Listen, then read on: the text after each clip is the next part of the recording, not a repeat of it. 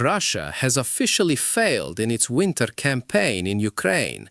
What was intended as a phase where Russian long-range strikes on Ukrainian energy infrastructure would set the stage for a major ground push turned into an absolute bloodbath for Putin's forces.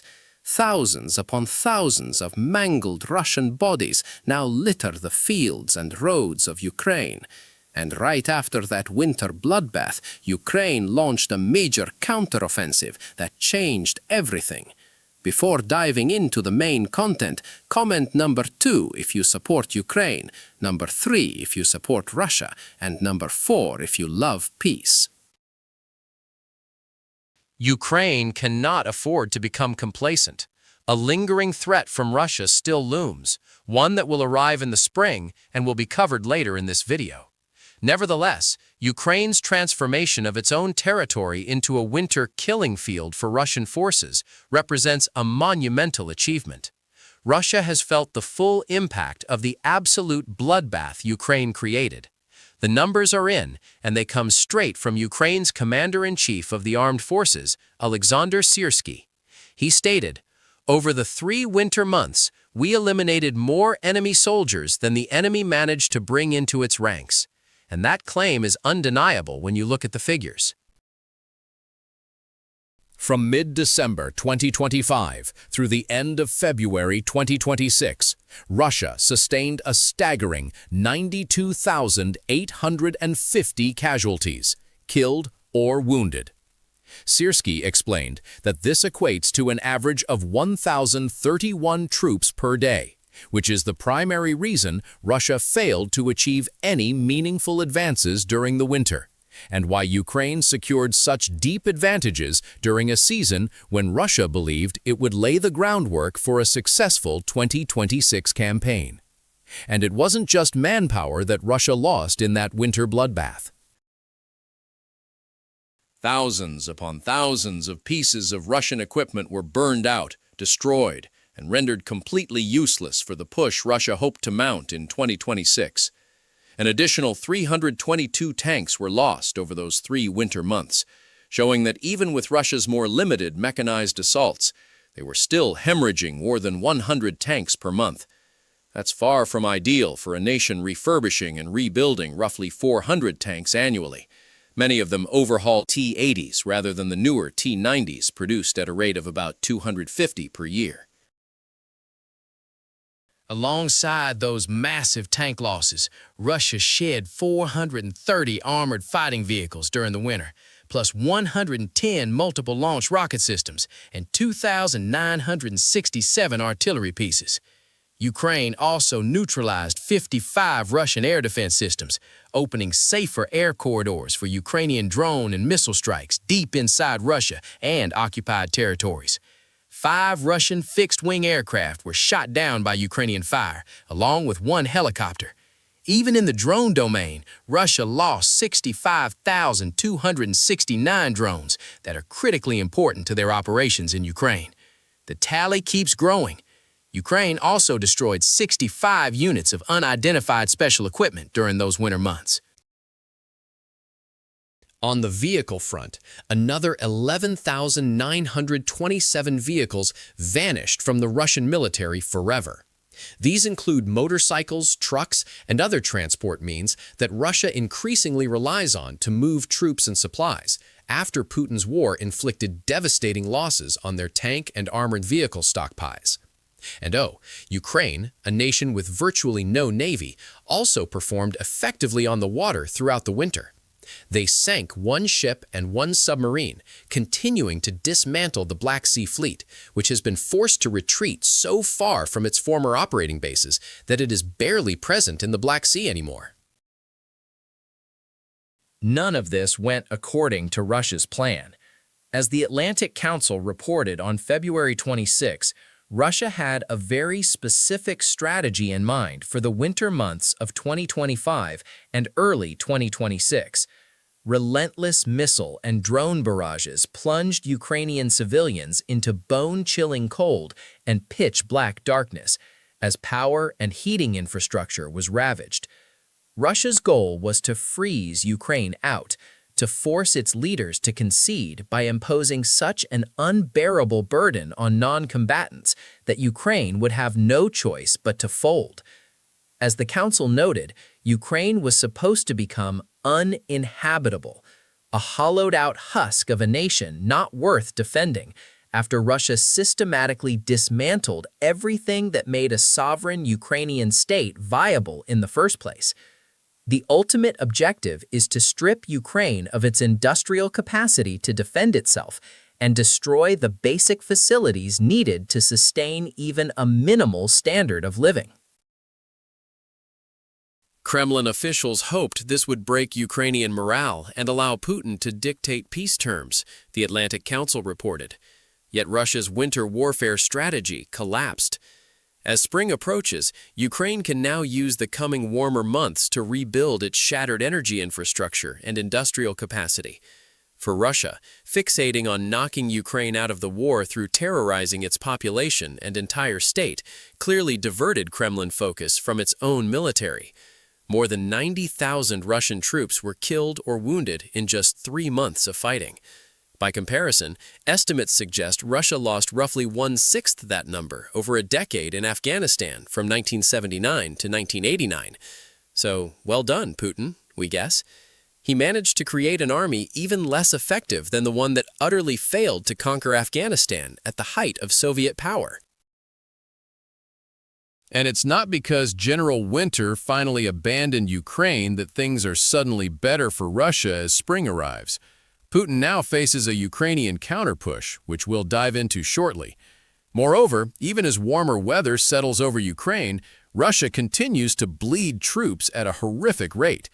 The New Voice of Ukraine reported that Ukraine's general staff stated Russia lost 960 troops from March 1st to March 2 alone.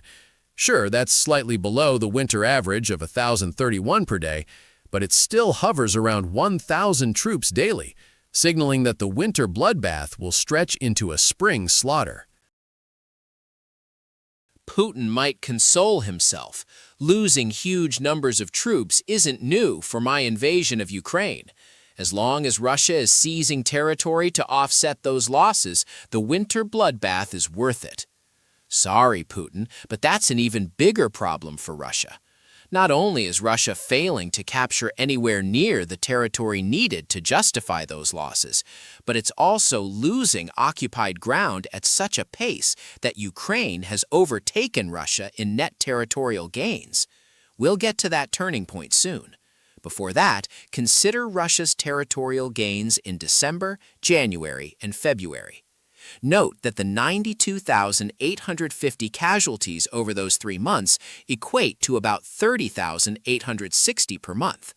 In December, Russia captured 445 square kilometers, equivalent to 171.8 square miles of Ukrainian territory, according to Ukraine Breaking News. That yields a casualty rate of nearly 171 troops per square mile. Confirmed figures for January and February are harder to pin down.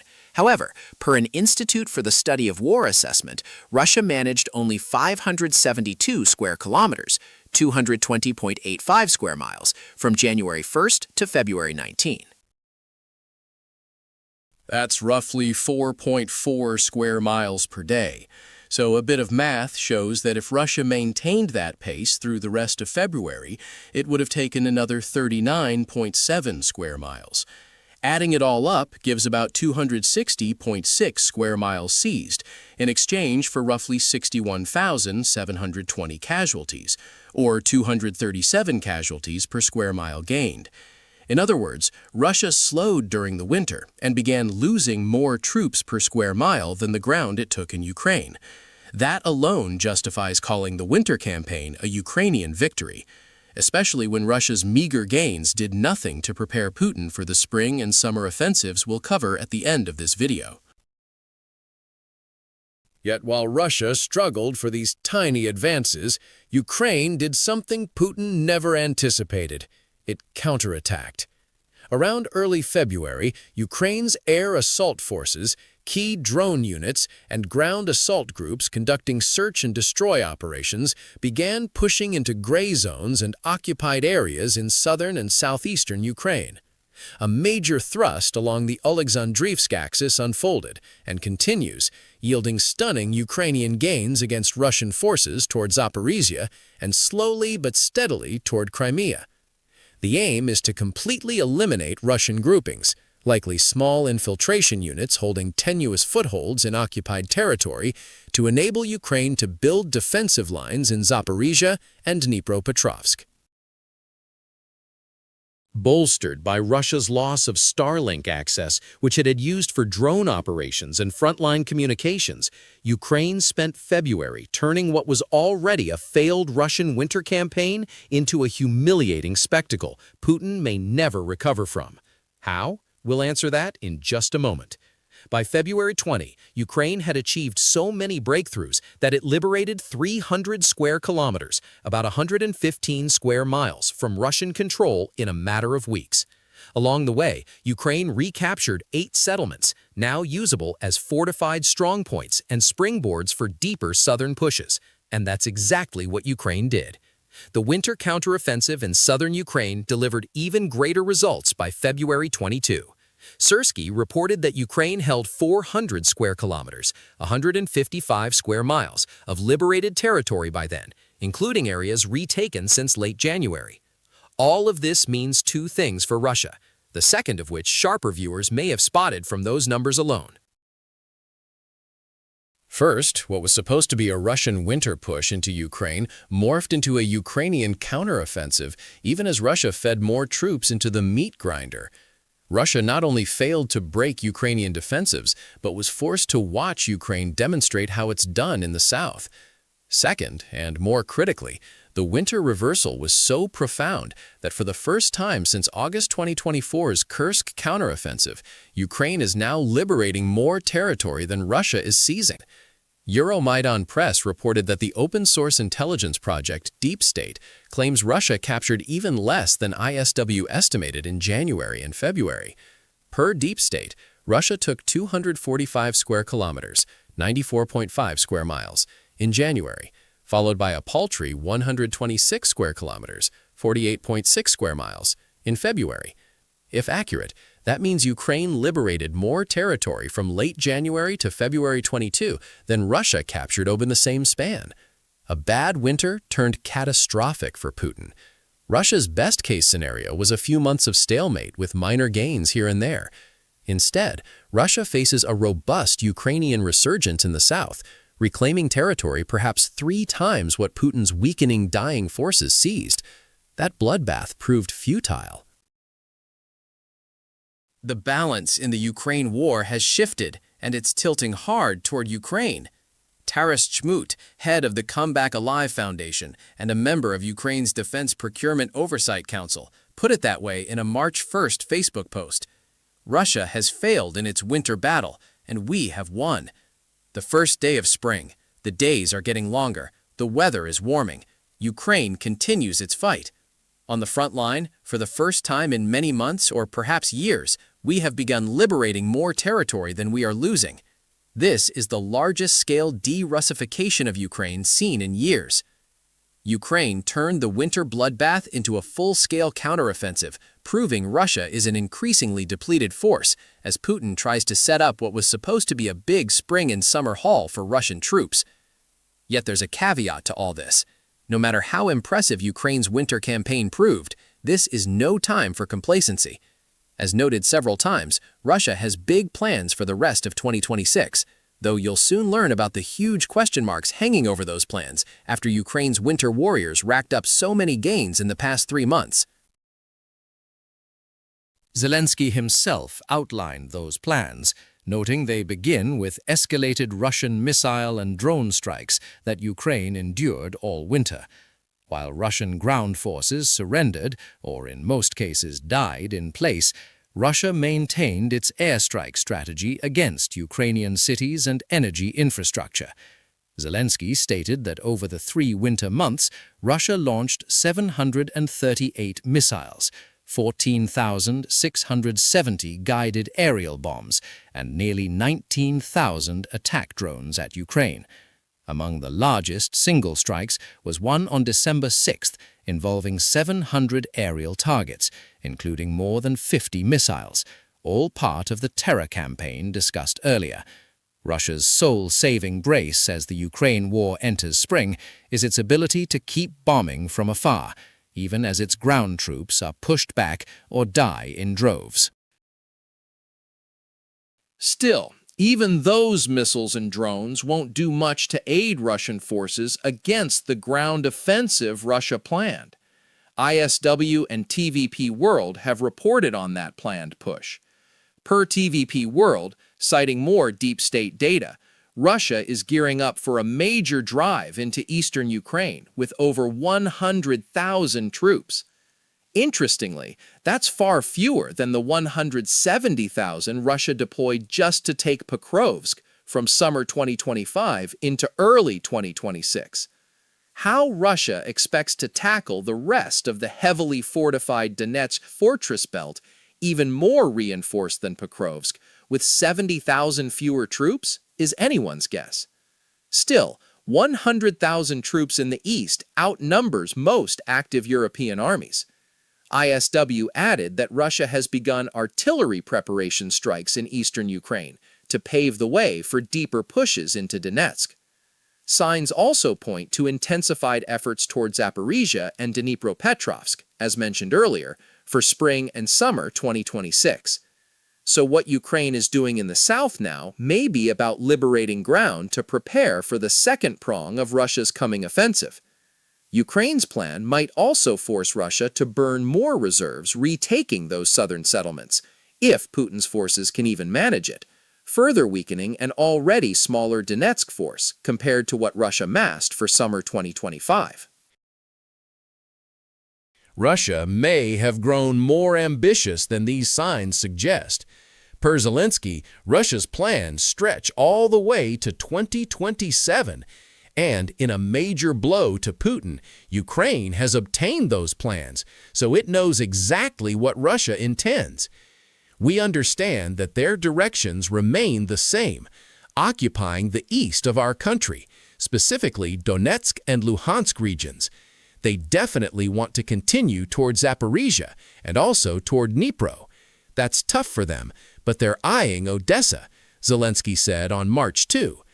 Russia having those plans is one thing, but as Zelensky pointed out, and as Russia's heavy winter losses underscored, Russia lacks the capacity to turn any of it into reality. We see those directions, but those maps currently have nothing in common with reality because they cannot accomplish the tasks, Zelensky added. And as the Times noted, Russia is now officially recruiting fewer volunteer troops for Putin's war than it's losing on Ukrainian battlefields. The paper cited Western officials' figures, even worse for Russia than Syrskyi's. Those officials said Russia averaged 40,000 casualties per month from November to January, leaving it short thousands in recruitment for much of the winter. That's Russia's real capability gap in action. For every volunteer Russia fails to enlist, it must pull from reserves. Those reserves were meant for spring and summer offensives, so committing them now, likely to be destroyed like their comrades, is exactly what Putin didn't want. Russia lost winter troops it hadn't even planned to send into Ukraine yet, and it lost territory it counted on for pushes towards Zaporizhia and Dnipropetrovsk. In other words, and we've said it, Russia is a depleted force in multiple ways. As Putin grapples with severe manpower issues, he also faces low oil prices and resource constraints from sanctions, all hammering Russia's economy. That economy is in a death zone, The Economist reported February 16th, amid falling export revenues and rising budget deficits. What does that mean for a Kremlin that spent much of the Ukraine war relying on massive volunteer payouts just to maintain manpower advantages in Ukraine? Nothing good. As cash dries up, all Russia has left is its reserves, now committed early and largely spent dying in Ukraine over the winter. With all this in mind, Russia's winter bloodbath carries massive repercussions. Ukraine is liberating record amounts of territory. Russia is losing troops and equipment at rates that make its planned spring and summer offensives look doomed.